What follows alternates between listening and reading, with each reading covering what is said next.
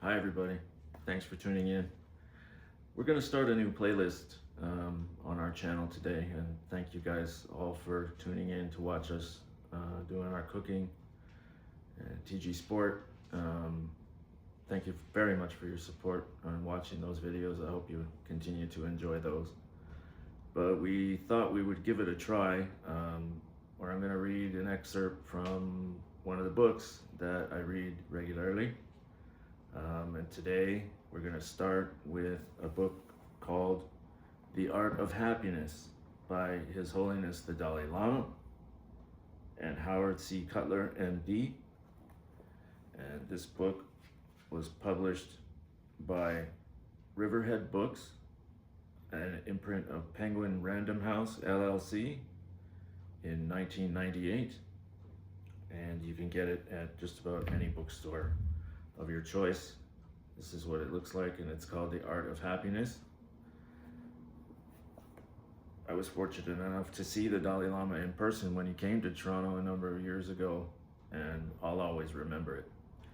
Reading this book had a great impact on my personal life, and I think if you check it out, maybe it can do the same for you.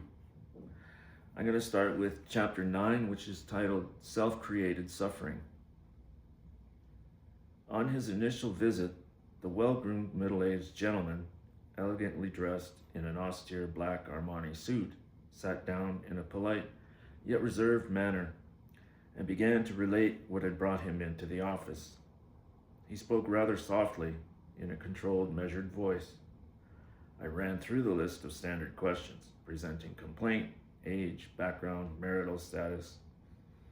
That bitch, he cried suddenly, his voice seething with rage. My damn wife, ex-wife now. She was having an affair behind my back, and after everything I did for her. That little, his voice became louder, more angry, and more venomous, as for the next 20 minutes, he recounted grievance after grievance against his ex-wife. Our time was coming to a close. Realizing that he was just getting warmed up and could easily continue in this vein for hours, I redirected him. Well, most people have difficulty adjusting to a recent divorce, and that is certainly something that we can address in future sessions, I said soothingly. By the way, how long have you been divorced? 17 years, last May.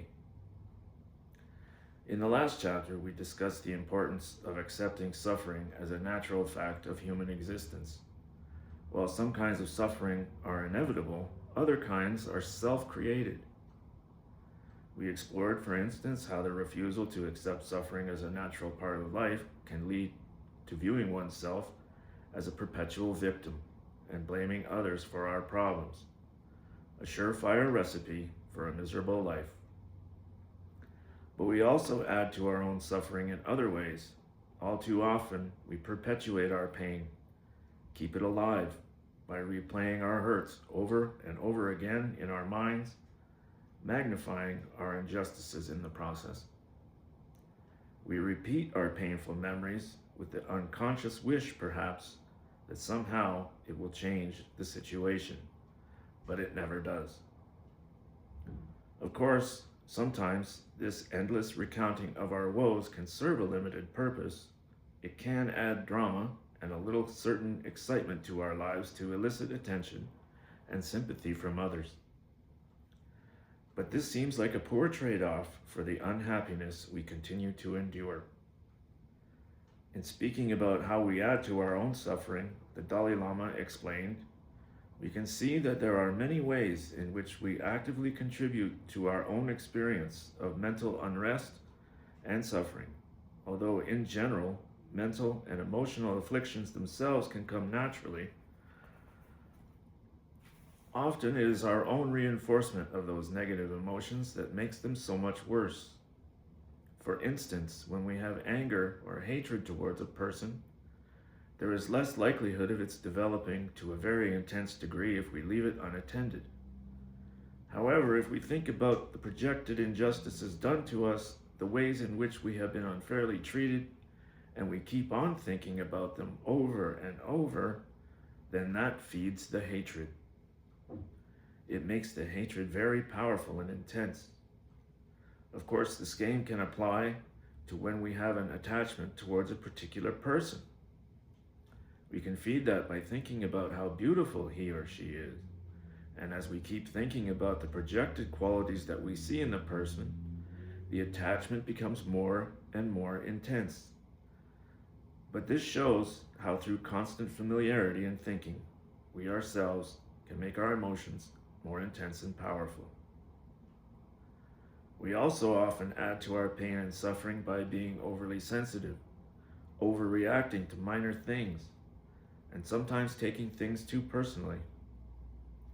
We tend to take small things too seriously and blow them up out of proportion, while at the same time we often remain indifferent to the really important things, those things which have profound effects on our lives and long-term consequences and implications. So I think that to a large extent, whether you suffer depends on how you respond to a given situation. For example, say that you find out that someone is speaking badly of you behind your back. If you react to this knowledge that someone is speaking badly of you, this negativity, with a feeling of hurt or anger, then you yourself destroy your own peace of mind. Your pain is your own personal creation. On the other hand, if you refrain from reacting in a negative way, let the slander pass by you as if it were a silent wind passing behind your ears. You protect yourself from that feeling of hurt, that feeling of agony.